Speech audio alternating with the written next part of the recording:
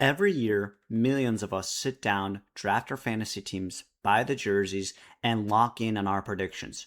And every single year, we forget that one force that actually decides the season. Not talent, not coaching, not scheme, injuries. Now, I'm not a doctor. I'm something more dangerous. A guy with a spreadsheet. Unlike a doctor, I don't diagnose injuries. I predict them because I see the future. So welcome to my top 10 most impactful injuries of the 2026-2027 NFL season. These are the 10 that are going to torch playoff races, ruin fantasy leagues, and break hearts. Every pick is a real prediction with real arguments behind it, delivered with the confidence of a man who is legally not liable for any of this. A doctor needs an MRI. All I need is to have the correct opinion. Let's get going. Let's start with honorable mentions. First, J.K. Dobbins. Do I even need an argument? The man's injury history has an injury history. Dobbins is so talented and so fragile that every year a team convinces itself that this is the year he stays healthy. And every year, his hamstring files for early retirement. If he plays a full 17 games, I will eat this script. Second, Ricky Pearsall. He's a 49er. That's the whole take. The Niners' injury curse is the most reliable thing in professional football. More reliable than kickers. And definitely more reliable than their training staff, who I'm convinced operate out of a haunted house. Ricky has never really been fully healthy for a whole season. And that curse does not skip a year. All right. Now on to the top 10. Number 10, Sam Darnold. Okay, I have to be honest with you. I don't actually think Sam Darnold is going to get hurt. I think he's going to get something worse than that. I think without his coaching staff that resurrected his entire career, he's going to be so bad that his own fans will sit there watching him sail a third quarter pick and quietly think, man, I wish he was hurt. So we'd at least have an excuse. That's not a physical injury. That's a spiritual one. And honestly, that belongs in the top 10. Number 9, Brock Bowers. The universe has a sense of humor, so buckle up. Here's a guy with an extensive injury history dating back to college, coming off a year where he got banged up again. Now look at the trap he's walking into. He's the only good pass catcher on the entire roster. There's nobody else, which means his quarterback, rookie Fernando Mendoza, is going to throw to him quite a lot into traffic like he owes him money over and over again on every crucial down. And a tight end isn't just a receiver who jogs open. A tight end basically is a running back on screen passes who also blocks 300-pound defensive ends. It's one of the most physical and violent jobs on the field. So here's the call. Injury-prone players play the most physical skill position, catch hospital passes from a rookie QB with zero help to take the pressure off of him. That's Murphy's Law in cleats. He's going down week 1 or week 2 and missed the whole season. He craters in fantasy drafts the following year, and the internet declares him a bust. And then, well, he comes back, has multiple straight 1,000-yard seasons because he was always that good. Anyways, Fernando, I love you. I'm so sorry for this prediction. Number 8, De'Von Achane. A tiny running back carrying a gigantic workload, and it's about to get even worse. There's nobody left on that offense. He's the number 1 running back and the number 1 receiver, which means he absorbs the entire run game and a huge chunk of the passing game. The human body is simply not designed to be an entire NFL offense, especially not one that weighs $190 soaking wet. And here's the part that seals it. The team is bad and has nothing to play for. That is the single most dangerous situation in football. A star getting run into the ground in games that don't matter. It happens every year. Just look at Garrett Wilson on the Jets last season. Meaningless games, meaningful injuries, Achane's too good, too small, and too alone. That's a recipe for disaster. Number 7, Kenneth Walker. Kenneth Walker is a glass cannon. genuinely explosive, first-round talent.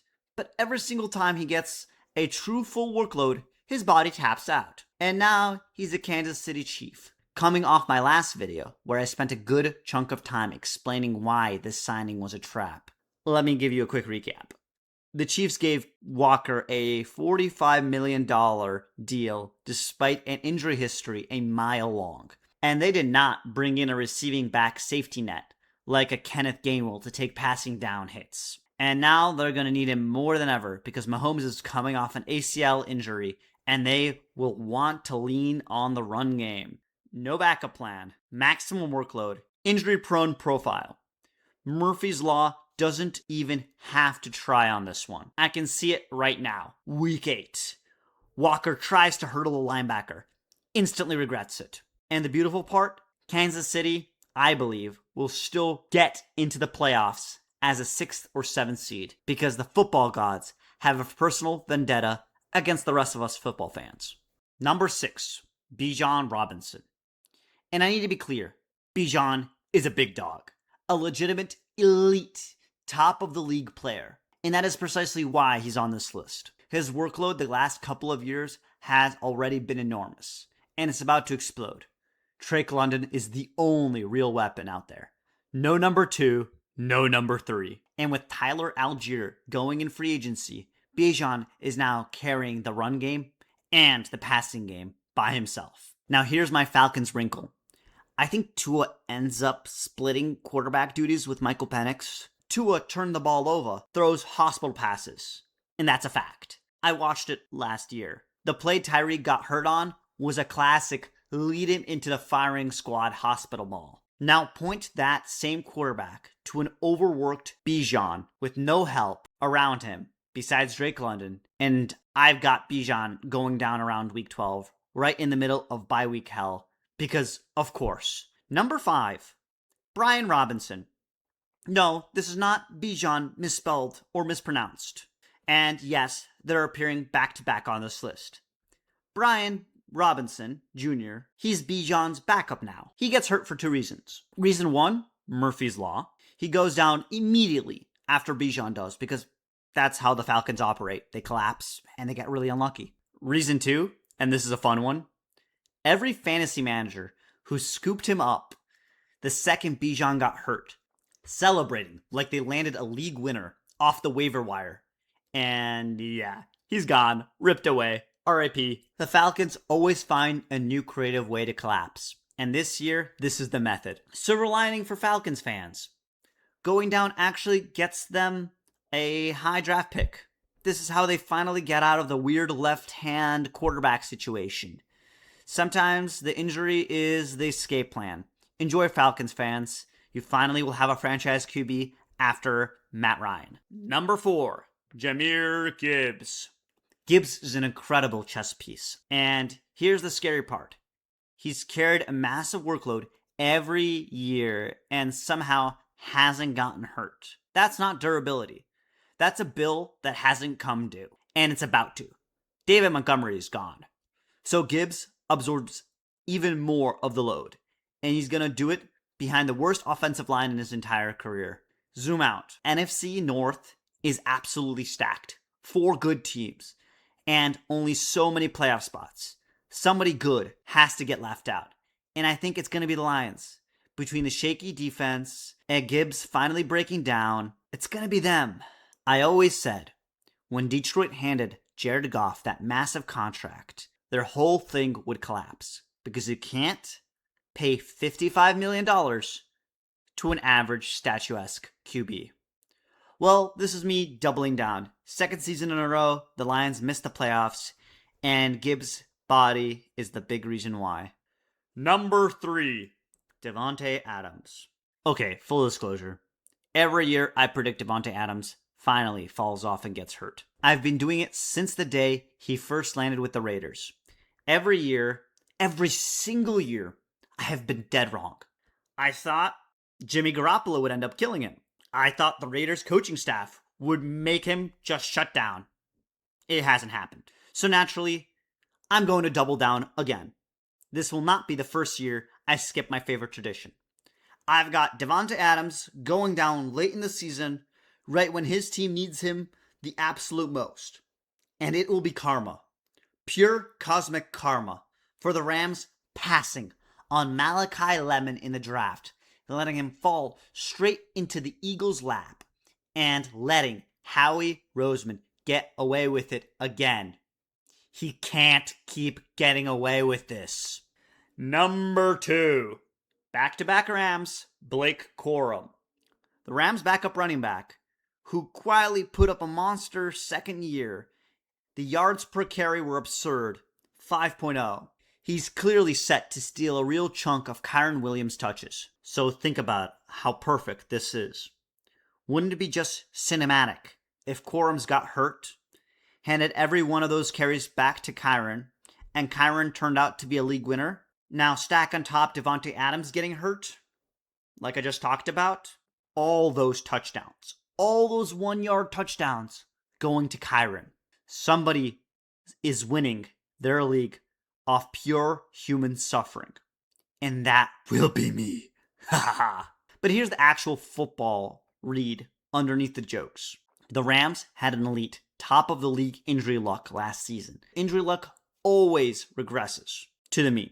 That roster is getting old. This is the year the bill comes due. They still probably win the Super Bowl. But I'm sorry, Davante Adams and Blake Corum. Number 1, my favorite player on my favorite team. This one physically hurts to say. Josh Allen. Josh has stayed remarkably healthy his whole career. But let's look at the profile. Insane workload. Takes an absurd number of hits because he plays like a runaway truck. A history of leg and elbow injury. This is a season-ending injury waiting to happen, and he is due. And this year, he's got almost no help. So he's going to have to play like Superman on every single snap. The Bills overpaid DJ Moore, gave up a second-round pick for him. So of course, Murphy's Law says DJ Moore is going to be mid, and Josh gets hurt. But here's the real reason. It's number 1 on the list. Think about the disrespect this man has eaten.